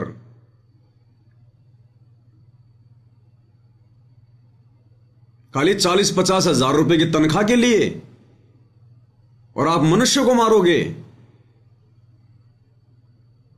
और सामने कौन है, किसको मारोगे? जिन जिन देशों का बॉर्डर लगता है, और वहां पर कौन लड़ाई करेगा? आप जैसे ही बेचारे निर्दोष। आप अगर भगत हो सतगुरु रामपाल जी के, फौज पुलिस में हो और लड़ाई करने के लिए बॉर्डर पे चले गए, तो दूसरे देश से भी तो बेचारे सैनिक ही आएंगे, वो भी तो आपकी तरह ही हैं। और उनमें यदि तुम्हारा कोई भगत भाई हुआ तो, अरे अब तो हर देश में गुरुदेव के भगत हैं। पाकिस्तान में भी जो है सतगुरु रामपाल जी के भगत हैं, आर्मी में भी बहुत हैं पाकिस्तान में। और भारत पाकिस्तान की हो गई लड़ाई, छिड़ गया युद्ध, और भारतीय सेना में सतगुरु रामपाल जी का भगत, और उधर से पाकिस्तान की सेना में भी सतगुरु रामपाल जी का भगत। इधर से तो वो तान के खड़ा बंदूक अपने गुरु भाई पर, उधर से वो तान के खड़ा बंदूक अपने गुरु भाई पर। नालायको, ये तत्व ज्ञान है क्या? और भगत ना भी हो सामने तो किसको मारोगे तुम? मनुष्य मारोगे। जैसे तुम एक जिम्मेदारी के तहत खड़े हो, वो भी तो एक जिम्मेदारी के तहत खड़ा है। दुश्मनी क्या है? ये परमेश्वर हर बात के लिए संकेत नहीं करेंगे। तुम कैसे मनुष्य मार सकते हो भगत होकर? भगत तो चींटी भी नहीं मार सकता, और तुम जानबूझकर मार रहे हो। पता है तुम्हें कि वो भी मेरे जैसा किसी मां का बेटा है, निर्दोष है। कैसे मार दोगे? सतगुरु रामपाल जी के भगत होकर। इब्राहिम सुल्तान का उदाहरण क्यों दिया गुरुदेव ने? राज्य त्याग दिया, राज्य। वो एक सैनिक नहीं था, सैनिकों का राजा था। और राज्य उसने क्या सोचकर त्यागा था कि राज्य में भक्ति नहीं हो सकती। अगर राज्य करूंगा और भक्ति भी करूंगा तो कल को मेरे को युद्ध भी करने पड़ेंगे, लड़ाई भी करनी पड़ेगी, मेरे को भी जाना पड़ेगा युद्ध क्षेत्र में, मेरे हाथ से भी इंसान मरेंगे, और मैंने सैनिकों को आदेश देना पड़ेगा। मेरे आदेश देने से भी अगर लोग मरेंगे तो भी मैं पाप का भागी बनूंगा। इसलिए इब्राहिम सुल्तान ने वो राज्य त्याग दिया था, हत्याओं का पाप अपने सिर पर बचाने के लिए। और हम क्या करेंगे वर्तमान कलयुग की पिछली पीढ़ी में? पेट भरने का तरीका केवल नौकरी नहीं है। इस परमात्मा के पास में लाखों तरीके हैं। जिसने भजन दिया है, भोजन की व्यवस्था वो करेगा। ये स्पेशली सतगुरु रामपाल जी के भक्तों के लिए संदेश है। मोक्ष प्राप्त नहीं कर सकते, मुक्ति प्राप्त नहीं हो सकती। इसी को कहते हैं त्याग, इसी को कहते हैं बलिदान, संघर्ष। कुर्बानी देना। तुम 40,000 रुपए के लिए, 30,000 रुपए की तनख्वाह के लिए तुम इंसान मारोगे, युद्ध करोगे, लड़ाई करोगे तुम। भगत तो खुद मरना पसंद करेगा, सामने वाले को कैसे मार देगा? जिनको ज्ञान नहीं है वो मारो, मरो। भगत कैसे मार देगा? अभी गुरुदेव ने जो सत्संग सुनाया, हनुमान जी ने कहा कि मैं 1 लठ मारू था 50 मरे थे। गुरुदेव ने क्या कहा? ये संतों के लक्षण नहीं, हनुमान भक्तों के लक्षण नहीं, ये मार पिटाई, मार काट करना। तो हनुमान जी कौन था?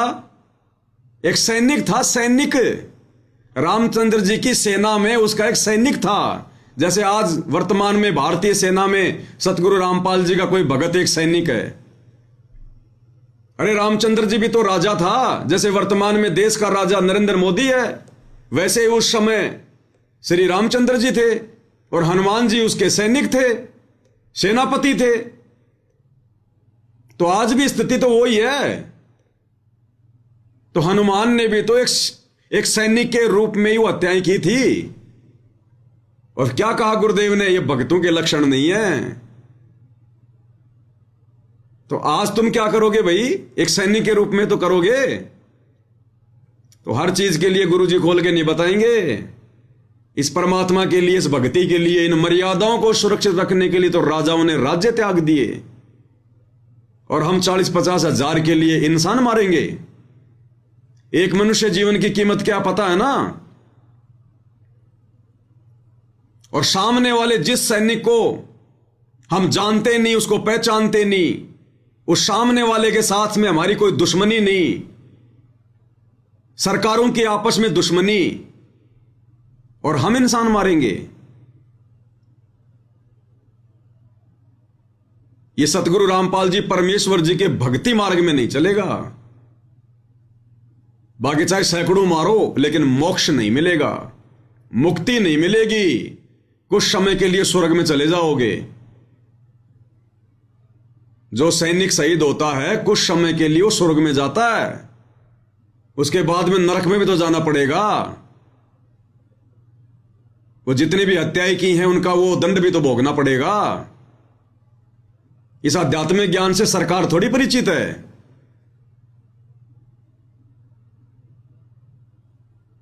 तो हर चीज के लिए गुरुदेव भगवान नहीं बताएंगे, संकेत ही काफी होते हैं। अगर भक्ति बचानी है तो, अगर मोक्ष प्राप्त करना है तो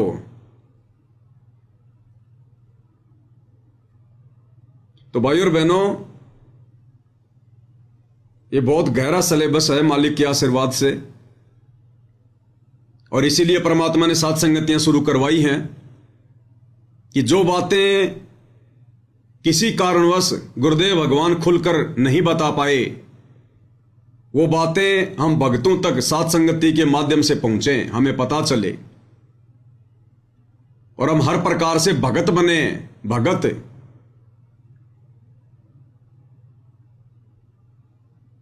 मीराबाई के चाचा ससुर ने, वो भी तो सैनिक था, सेनापति था। अरे वो भी तो राणा का सेनापति था। उसने काठ की तलवार रख ली कि आज के बाद हत्या नहीं करूंगा। लकड़ी की तलवार रखी उसने।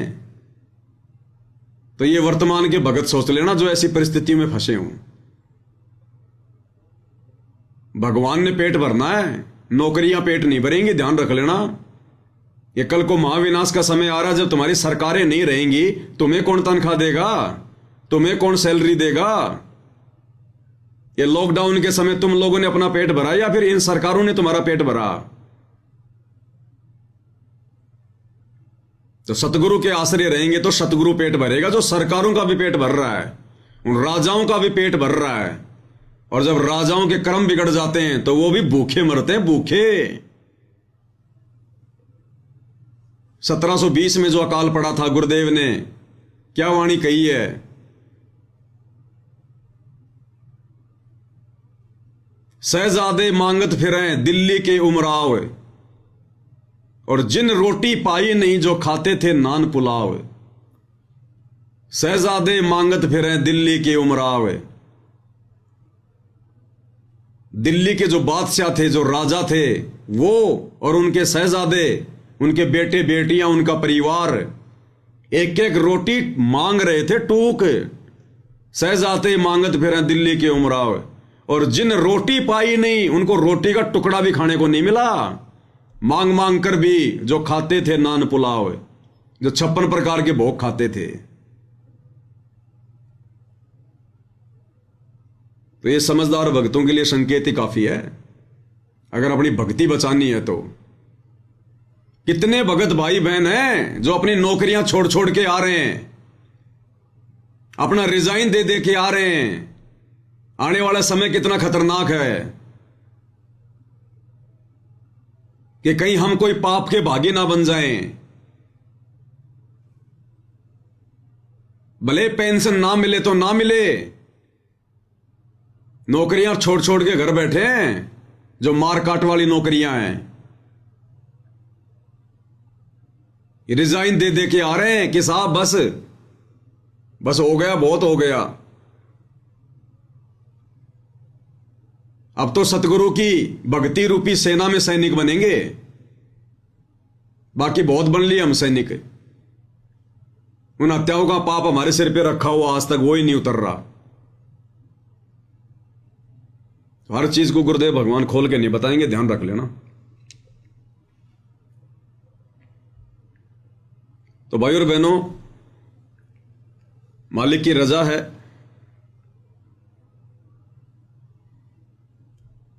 जो हमें आगामी समय में जो काल का कहर टूटने वाला है, उस समय हमें अपनी भक्ति बचाने वाली बातों से परमात्मा परिचित करवा रहे हैं, हमें पहले से आगाह करवा रहे हैं गुरुदेव भगवान कि अपने टारगेट को मत भूलना। हमारा टारगेट है मोक्ष प्राप्त करना, हमारा मिशन है मुक्ति प्राप्त करना। और जिस परमात्मा को पाने के लिए, जिसकी मर्यादाओं को निभाने के लिए राजाओं ने राज्य त्याग दिए, फिर आप और हम हैं क्या? तो अब की बार ये गलतियां नहीं चलेंगी, बिल्कुल भी, बिल्कुल भी। ये सबसे बड़ा उदाहरण है। हनुमान जी भी एक सैनिक थे, जैसे आज तुम सैनिक हो, संत रामपाल जी के भगत होकर। और मारोगे तो किसको मारोगे? निर्दोष को। ना तो भारत का प्रधानमंत्री जाएगा लेके बंदूक, ना पाकिस्तान का प्रधानमंत्री आएगा लेके बंदूक। उधर भी सैनिक निर्दोष, इधर भी सैनिक निर्दोष। और गुरुदेव भगवान क्या कहते हैं? जान बूझ सांची तजे और करे झूठ से ने, ताकि संगत है प्रभु शौपन में भी ना दे। इच्छा कर मारे नहीं, बिन इच्छा मर जाए, कहे कबीर उस भगत को पाप नहीं लगाए। आप तो जानबूझ के मारोगे, सब कुछ पता होते हुए, तत्व ज्ञान मालूम होते हुए। तो आगामी समय में भाई अपना बचाव कर लेना, जैसा भी यह संकेत परमात्मा ने करवा दिया है। 2 रोटी भगवान देगा, ध्यान रख लेना। अगर भजन करोगे तो भोजन परमात्मा देगा। सारे भाई बहन कोई हाथ में बंदूक लेके नहीं कमा रहे, दुनिया भर के काम धंधे दे रखे भगवान ने। भक्ति करने वालों के लिए परमात्मा हजार रास्ते खोल देता है। तो समझदार को संकेत ही काफी है। शायद आज परमात्मा ने इसी भेद को खुलवाना था।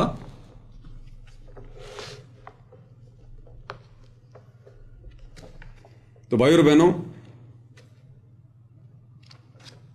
अंत में हम गुरुदेव भगवान की महिमा करेंगे एक छोटे से शब्द के साथ में।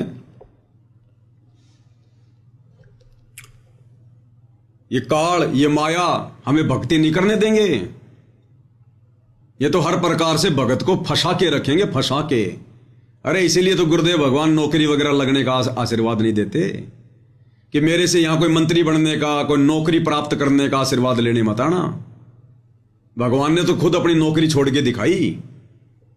यहां तो टारगेट मोक्ष प्राप्ति का लेकर आओ, मोक्ष का। तो ये काल और दुर्गा, ये भाई और बहनों भक्ति नहीं करने देंगे, ध्यान रख लेना। शब्द नंबर 58 है, पेज नंबर 151।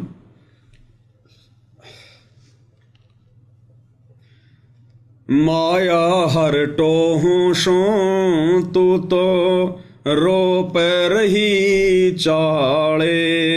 माया हर टोहू सो तू तो रोप रही चाले। माया हर टोहू सू कि मैं तो परमात्मा को टोने के लिए, परमात्मा को ढूंढने के लिए निकला हूं, भक्ति करने के लिए। तू तो रोप रही चाले, तूने तो गजब कर दिया। मुझे कहां कहां तूने फंसा के छोड़ दिया, मेरे पैरों में तूने बेड़ियां डाल दी। मैं तो परमात्मा के लिए निकला हूं और तू मुझे परमात्मा प्राप्त नहीं होने दे रही माया। टोहूं यानी ढूंढ रहा हूं, तू तो रोप रही चाले और तूने तो अजब गजब कर दिया, तूने तो चाले कर दिए। माया हर टोहू सो तू तो रोप रही चाले। माया हर टोहू सो तू तो रोप रही चाले। अब ये फंसाए रखा उन भाई बहनों को ध्यान रख लेना। आने वाले विनाशकारी समय में तुम्हारे से पाप करवाने के लिए, तुम्हारे से हत्याएं करवाने के लिए, तुम्हारे सिर पर पाप कर्मों की वो गठड़ी डालने के लिए ये काल ने तुम्हारे को पहले से फंसा रखा है। जब माया तू घर में आ जा, मूर्ख मस्ती कुटुंब पर छा जा। जब माया तू घर में आ जा, मूर्ख मस्ती कुटुंब पर छा जा। अमल नशा सबके मन भाजा, कुबद कमा के चाली। माया हर टोहू सो तू तो रोप रही चाले। माया हर टोहू सो तू तो रोप रही चाले। परमात्मा कहते हैं जब माया तू घर में आ जा, मूर्ख मस्ती कुटुंब पर छा जा। माया के अनेकों रूप हैं। कोई शरीर से बलशाली है, अहंकार हो गया, वो भी माया, माया ने घेर लिया। किसी के 2, 4, 5 संतान हैं, अट्टे कट्टे हैं, वो किसी को जीने नहीं देता, उसको अहंकार हो गया अपने संतान का, लटका। किसी के घर में धन ज्यादा आ गया, वो अहंकार हो गया। किसी का बेटा कोई बड़ा अधिकारी बन गया, वो पहन के नई धोती पूरे गांव में घूमता रहता है। तो ये माया हर प्रकार से भगत को घेर के रखती है। तो कहते हैं जब माया तू घर में आ जा, मूर्ख मस्ती कुटुंब पर छा जा। उस परिवार में मूर्ख मस्ती छा जाती है, 2 के 4 करने में लग जाएगा। फिर कोई भी सलाह दे देगा, पता है इसके घर में पैसे हैं, अरे ये बिजनेस कर ले, ये वाला काम कर ले, मेरे को भी पार्टनर बना ले, और लगवा के उसके 5-10 लाख रुपए साइड में हो जाएगा। फिर कि भाई मैं क्या करूं, मैंने तो अच्छा आइडिया बताया था, अब तेरे भाग्य में नहीं चला तो नहीं चला। अमल नशा सबके मन भाजा, कुबद कमा के चाल है। अब जिसके घर में ज्यादा माया होगी, ज्यादा पैसा होगा, वो कुबद ही करेंगे। नशा तो फिर सबसे पहले है।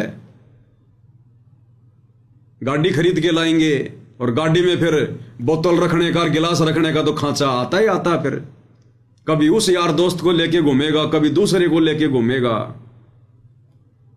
तो कहते हैं अमल नशा सबके मन भाजा, कुबद कमा के चाली। माया हर टोहू सू तू तो रोप रही चाले। जय कोई नेक कमाई करता, पाप कर्मों से रह जो डरता। जय कोई नेक कमाई करता, पाप कर्मों से रह जो डरता। टोटे के माओ मरता देखा, कैसे वो हरि गुण गाले। माया हर टोहू सू तू तो रोप रही चाले। माया हर टोहू सू तू तो रोप रही चाले। कहते हैं जय कोई नेक कमाई करता, पाप कर्मों से रह जो डरता। जो बेचारा नेक कमाई करता है, सीधा सिंपल जीवन जीता है, कहते हैं ये माया, ये काल उसको जीवन नहीं जीने देता।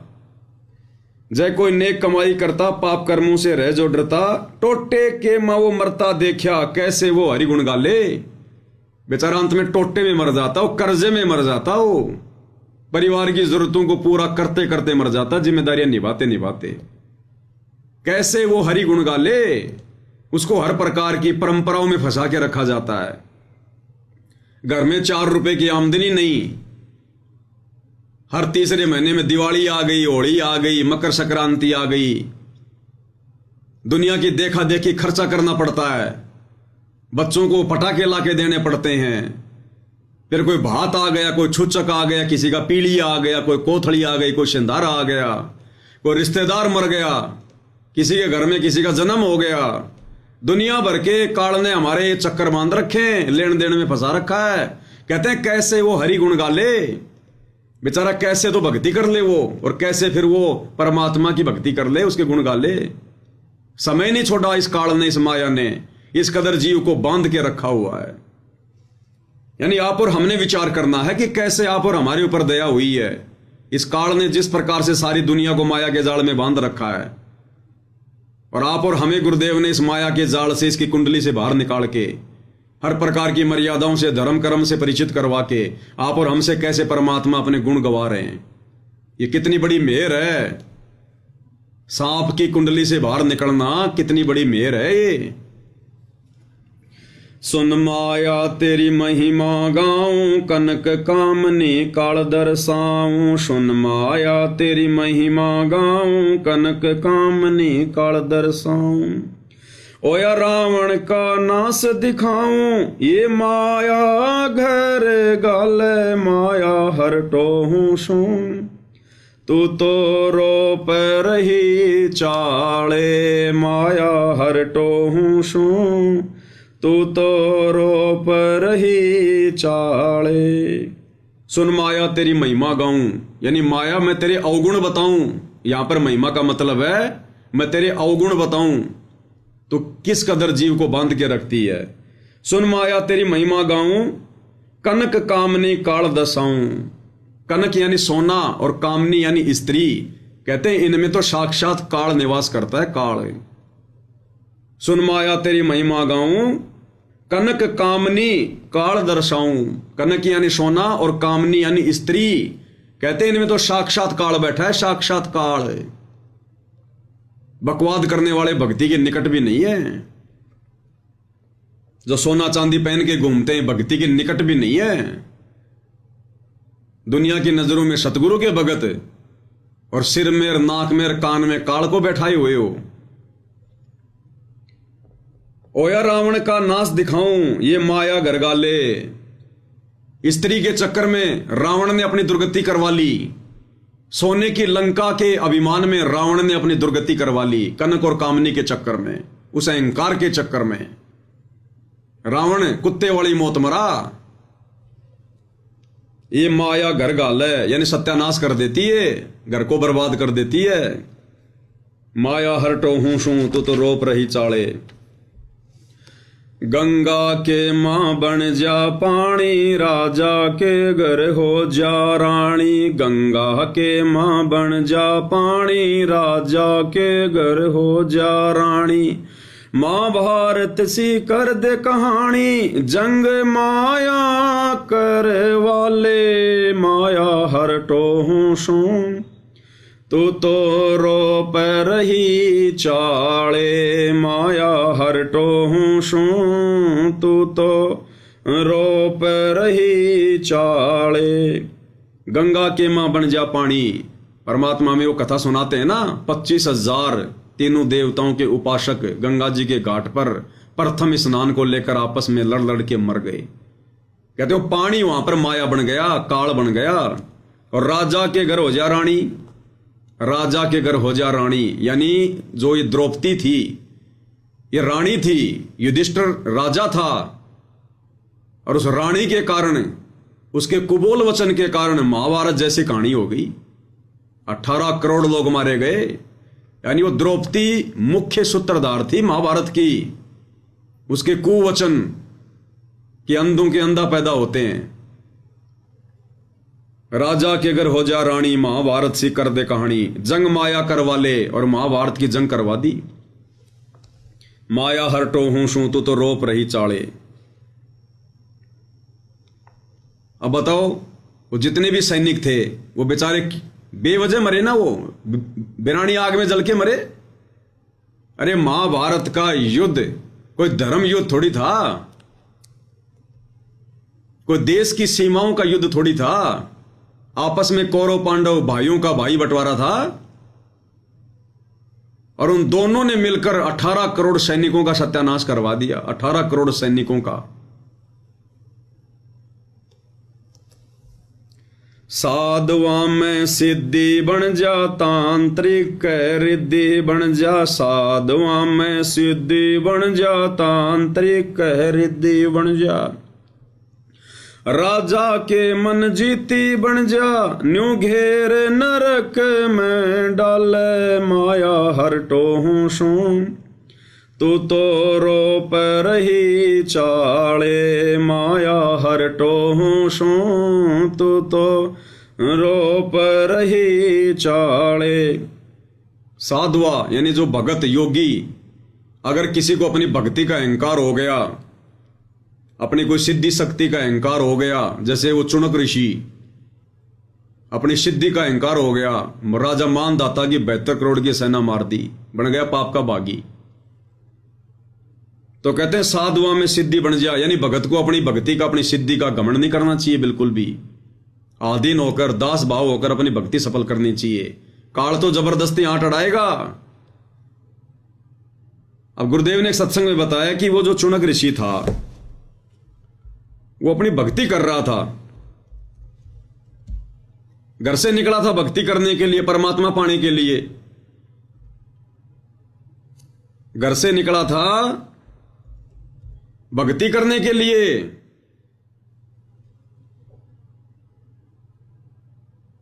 ओम नाम का जाप करके, तपस्या करके सिद्धि आ गई।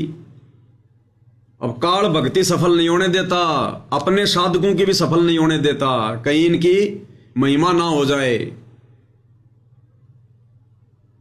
और जब मानदाता राजा के सैनिक जा रहे थे घोड़ा लेकर, वापस घूम के आ गए, पूरी पृथ्वी पर किसी ने घोड़ा नहीं पकड़ा, क्योंकि घोड़े के गले में जो चिट्ठी थी उसमें लिखा था कि राजा की 72 करोड़ सेना है। तो किसी ने हिम्मत नहीं करी। वापस आ रहे थे चुनक ऋषि की झोपड़ी से, पास से। तो चुनक ऋषि ने बोला, भाई घोड़े वालों, तुम कहां जाके आए हो? तुम गए थे तब भी घोड़ा खाली था, कोई नहीं बैठा था। आए हो तब भी घोड़े पे कोई नहीं बैठा, क्या चक्कर है? बोला जी, राजा मानदाता का घोड़ा है, और राजा मानदाता ने पूरी पृथ्वी पर यह ऐलान किया है कि अगर कोई मेरी खिलाफत करता है तो इस घोड़े को पकड़ ले, और मेरे साथ युद्ध करना पड़ेगा। मेरे पास 72 करोड़ सेना है। तो किसी ने हिम्मत नहीं करी। उसी समय काल ने प्रेरणा कर दी चुनक ऋषि में कि राजा को तो अहंकार हो गया, इसका अहंकार तोड़ना चाहिए। जबकि उस मूर्ख को क्या लेना देना था? घर से निकला था भगत बन के भक्ति करने के लिए, और गुरुदेव ने बताया कि राजा अपना काम करेंगे, भगत ने अपना काम करना है। क्या जरूरत थी उसके घोड़े को पकड़ने की कि जाओ भाई ठीक है। जबरदस्ती घोड़ा बांध लिया उसने कि मैंने तेरे राजा का युद्ध उठ लिया, और अपनी सारी भक्ति शक्ति का सत्यानाश करवा दिया, नरक भोगने के लिए तैयार हो गया। तो गुरुदेव कहते हैं साधुआ में सिद्धि बन जा, तांत्रिक रिद्धि बन जा। और ये जंत्र मंत्र करने वाले, थोड़ी बहुत कोई ये जंत्र मंत्र करके ये सेवड़े सावड़े बन जाते हैं, मूठ माठ छोड़ना शुरू कर देते हैं, वशीकरण वगैरह, और कहते हैं अपना सत्यानाश करते हैं। फिर ये अपने स्वार्थ के लिए, चंद पैसों के लिए दूसरों का ये नुकसान करते हैं। तो कहते हैं वो भी काल करवा रहा है, ये भी एक माया है। साधुआ में सिद्धि बन जा, तांत्रिक रिद्धि बन जा। राजा के मन जित्ती बन जा, नू घेर नरक में डाले। राजा के मन जित्ती बन जा, यानी और ज्यादा राज्य प्राप्त करने की लालसा में ना जाने कितने कुकर्म कर देता है, कितने युद्ध कर देता है, कितने सैनिक मरवा देता है, और अंत में घेर नरक में डाल देता है, ठोक देता है नरक में। माया हरटो हूसू तो रोप रही चाले। तपस्वी करते तप की शोभा, ऋषि मुनियों के लग्या मान करोगा। तपस्वी करते तप की शोभा, ऋषि मुनियों के लग्या मान करोगा। योगी रहाना किते जोगा, लाए ब्रह्म रंदर के ताले। माया हरटो हूसू तो रोप रही चाले। माया हरटो हूसू तो रोप रही चाले। तपस्वी करते तप की शोभा, तपस्वी को अपने तप का अहंकार हो जाता है। ऋषि मुनियों के लगिया मान का रोगा, यानी त्रेता द्वापर सतयुग तक ऋषियों को, जैसे वर्तमान में हम कहते हैं भगत संत, उस समय उनको ऋषि कहा जाता था। तो कहते हैं भक्तों को भी अपनी भक्ति का अभिमान हो जाता है, मान बड़ाई का रोग लग जाता है। और योगी रहना कितने जोगा, योगी जो काल उपासक हैं, काल ने सबको शास्त्र विरुद्ध साधना पर लगा रखा है, अंत में वो डले ढोके जाता है, कहीं के जोगा नहीं रहता, यानी किसी भी लायक नहीं रहता अंत में। योगी रहना कितने जोगा, वो तपस्वी जो बेचारे तप करते रहते हैं, सोचते हैं कि हम भगवान को पाएंगे। ऋषि मुनि घर छोड़ छोड़ के जंगलों में साधना करते हैं, सोचते हैं कि हम भगवान को पाएंगे। योगी अपना योग करते रहते हैं, लेकिन साधना उल्टी शास्त्र विरुद्ध, काल उनको भ्रमित रखता है। और अंत में योगी रहना कितने जोगा, यानी कहीं का भी नहीं रहा, ना घर का ना घाट का। लाए ब्रह्मरंध्र के ताले, उनका 10वां द्वार भी नहीं खुलने देता ये काल। माया हरटो हूं शू तो रोप रही चाले।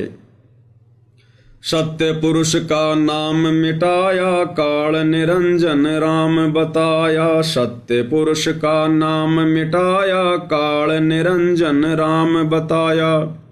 ब्रह्मा विष्णु महेश उड़ जाया, बंदी छोड़ छूटा ले माया। हरटो हूं शू तो रोप रही चाले, माया हरटो हूं शू तो रोप रही चाले। कहते हैं इस काल ने कोई कैसे भक्ति कर ले, सत्य पुरुष का तो नामो निशान मिटा दिया।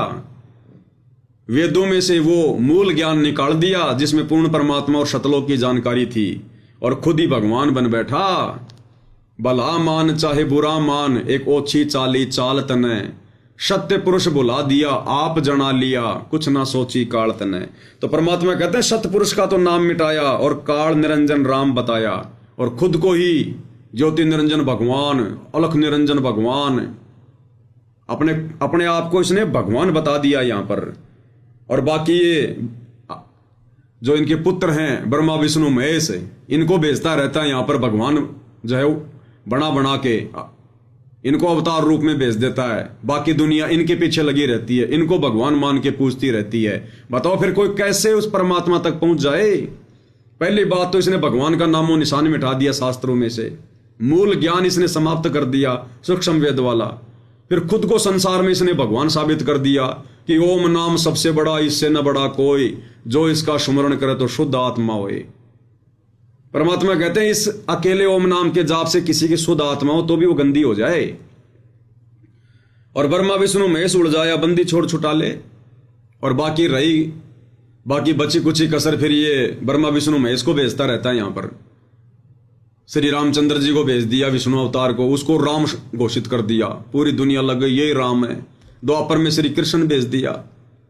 तो कहते हैं ऐसे ये फंसा के रखते ही ये माया हर टो हूं शू तो रोप रही चाले। अब बताओ कोई कैसे भगवान को टोल ले, ढूंढ ले, कोई कैसे भक्ति कर ले। हर प्रकार से इसने जाल फैला रखा है। कहते हैं बंदी छोड़ छुटा ले, हे कबीर भगवान, हे गुरुदेव भगवान, हे परमात्मा, आप ही छुटा सकते हो हमारे को, जीव की बस की बात नहीं है, औकात नहीं है।